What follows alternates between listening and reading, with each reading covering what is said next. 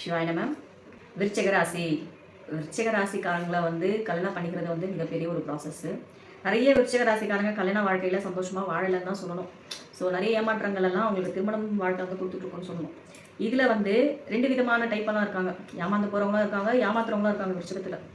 இப்படி இருந்தும் ஒரு விருச்சிக ராசிக்கு சேர்ந்த நபர்கள் திருமணம் பார்க்குறாங்க. அவரோட திருமண கனவே ஒன்றே ஒன்று தான். என் வாழ்க்கை, என்னோடய லைஃப் பார்ட்னருக்கு உயிரும் நான் தான், உலகமும் நான் தான்.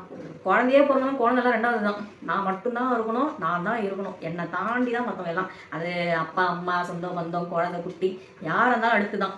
நான் இங்கே இருக்கேன்னா அவங்கெல்லாம் இங்கே இருக்கணும் இப்படின்ற எதிர்பார்ப்பெல்லாம் விருச்சிகத்துக்கு ரொம்ப ரொம்ப அதிகம். பிரச்சனை என்னென்னா அந்த மாதிரி விருச்சிகத்துக்கு அமையாது. பிரச்சனையே அதுதான்.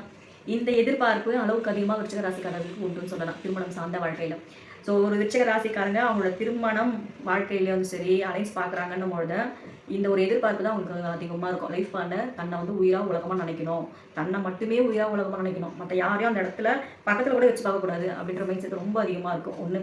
அடுத்து கல்யாணமானவங்களாக இருந்தாலும் சரி, இவ்வளோ நாள் எப்படி வேணால் இருந்துட்டு போட்டோம், இதுக்கப்புறமாவது நான் மட்டும்தான் இருக்கணுன்ற மைண்ட் செட்டு லைஃப் பார்ட்னர் கிட்ட சொல்லுவாங்க. அந்த எதிர்பார்ப்பை வச்சுப்பாங்க.